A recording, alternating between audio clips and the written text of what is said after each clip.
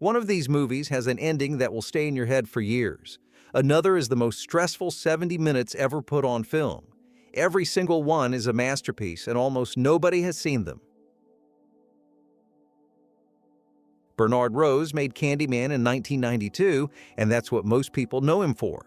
But 4 years earlier, he made this film called Paperhouse that's just as good, maybe weirder. It's based on a book called Mary Ann Dreams. There's a girl who's sick and stuck in bed, so she starts drawing in her sketch pad to pass the time. Nothing unusual there, except at night, the things she draws start showing up in her dreams. And then those dreams start taking on a life of their own and turning into nightmares. Rose did the same thing here that he'd later do with Candyman. He made it psychological. The girl has problems beyond just being sick. Family issues, emotional stuff, and all of that bleeds into what she's drawing and what's happening in the dreams. Her father shows up in the dreams too, but he's terrifying there. Ben Cross plays him and he's excellent. The film's got horror in it, but it's not straightforward. It gets under your skin because you're watching this kid's anxieties and fears literally come to life. Paperhouse has its fans, but it got overshadowed by Candyman and most people have never heard of it. Walter Hill directed The Warriors, The Driver, 48 Hours. He's got a solid track record. Then in the mid-'80s, he made this action musical hybrid that was basically destined to become a cult film. It was the biggest budget Hill had ever worked with at that point. The cast was young talent on the rise: Diane Lane, Willem Dafoe, people who had presence but weren't stars yet. The film itself is this weird mix of 50s throwback and pure 80s style. You've got rock and roll, biker gangs, leather jackets, greased hair, but it's also neon and synthesizers and very 1984. It flopped when it came out. Nobody knew what to do with it.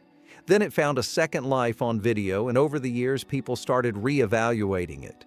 Now it's got this retro appeal, especially with how popular that whole neo-retro aesthetic has become. Guy meets a girl. There's an instant connection, but she has to leave. Later that night, the guy accidentally picks up a phone call warning him about an incoming nuclear strike on the city.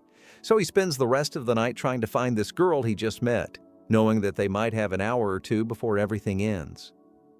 Anthony Edwards plays the guy, which is interesting because he's not your typical action hero. He's just an everyman trying to do this impossible thing.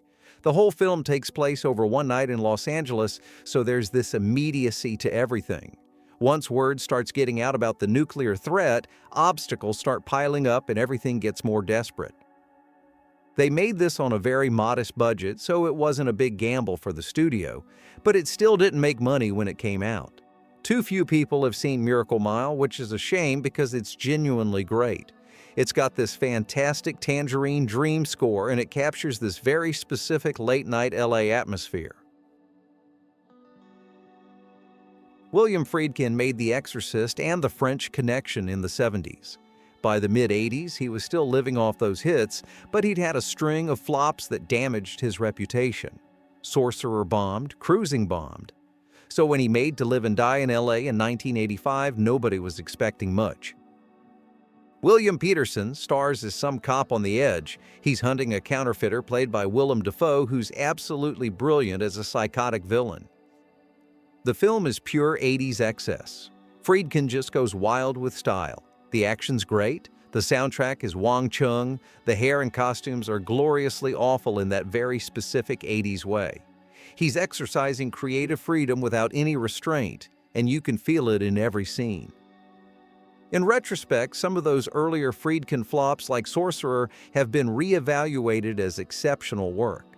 To Live and Die in LA has gotten that same treatment. It's pure 80s style and has great performances, and it's absolutely worth watching. This one should be hugely popular. It's a sci-fi action blend with comedy. When you think of cool 80s films that represent the era, The Hidden should be one of them, but most people haven't seen it. The plot's simple. There's a body-swapping alien criminal going on a rampage. An alien cop posing as a Fed teams up with a human cop played by Michael Nouri to track him down. Director Jack Shoulder is probably more known for making Freddy's Revenge, the second Nightmare on Elm Street film. The Hidden was made on a modest budget, so the creature effects are minimal. They keep the alien mostly hidden, which actually helps the film. Instead of relying on effects, it focuses on the dynamic between Nuri's world-weary cop and Kyle MacLachlan's oddball alien performance. MacLachlan's playing this alien trying to pass as human, and he's just weird enough to make it work. The film's a lot of fun, moves fast, and it made some money relative to its budget. But it's still under the radar for most people. I didn't discover it until I took a chance on a Blu-ray release years later. New Zealand made a sci-fi movie in 1985 that somehow never caught on in the States or Europe. It starts with a guy waking up from a suicide attempt to discover he's the last person on Earth. There's no zombies or aliens, no explanation at first, just empty streets and silence.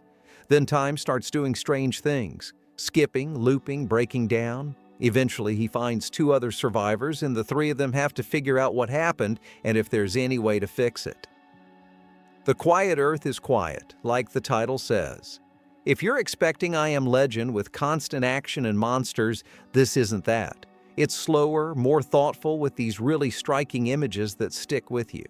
The ending especially, without spoiling it, it's one of those things you'll be thinking about for days afterward. Martin Scorsese made a comedy in 1985 and almost nobody saw it. Same year he was working on bigger projects, After Hours just got overlooked. It didn't have the controversy of his biblical films or the star power of The Color of Money. It's Scorsese's most overtly comedic movie and probably his quirkiest, and it's been underrated for almost 40 years now. Griffin Dunne plays a guy who has one of the worst nights of his life. He goes out in New York City and everything that can go wrong does go wrong. The whole movie is just one bizarre misadventure after another, getting progressively stranger and more dangerous as the night goes on. It's wonderfully surreal. Scorsese's vision of New York at night feels like a fever dream. The city becomes this labyrinth where normal rules don't apply. The black comedy gets darker and darker, and you can tell Scorsese is having a blast making something this weird. Cannon Films decided to make an ambitious sci-fi movie, which for Cannon was already a risk because ambitious and Cannon didn't usually go together. The budget was high for them, the scope was huge, and the result was weird to say the least.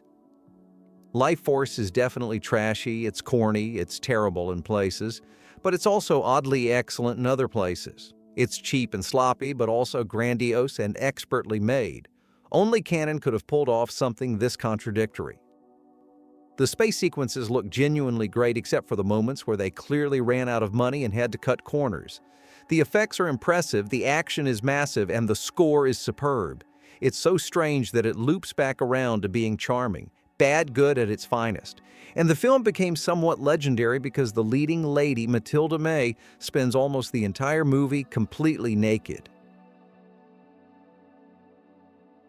Repo Man had almost no audience when it came out in 1984. A young punk played by Emilio Estevez loses his job and gets hired by this sketchy repo company run by Harry Dean Stanton. What follows is a strange black crime comedy with a sci-fi twist that's hard to describe without ruining it. Alex Cox directed it, and he became this cult director who never quite recaptured what made Repo Man work. He made Sid and Nancy Next, which was good, but Repo Man had this specific odd appeal that he couldn't repeat. The cast is excellent, and the cinematography by Robbie Mueller makes it look way better than it has any right to. It's one of those movies that feels like it was made for a specific audience that didn't exist yet. And then over time, that audience found it. The Adventures of Buckaroo Banzai across the 8th dimension had a few problems working against it from the start. First, that title. It doesn't tell you anything about what you're about to watch. Second, it had a reasonable budget but no star names. Third, it was really weird. The 80s gave us a lot of genre films that cranked the weirdness up to 11 and just dared you to keep up. Buckaroo Banzai is one of those. You either roll with it or you get lost, and a lot of people got lost. But the cast is stacked with great character actors. There's Peter Weller, Jeff Goldblum, Christopher Lloyd, John Lithgow.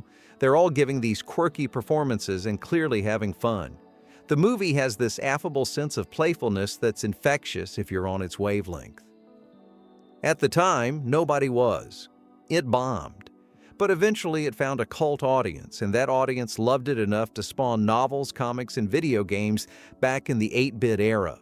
It's an acquired taste, but if you acquire that taste, it's something special.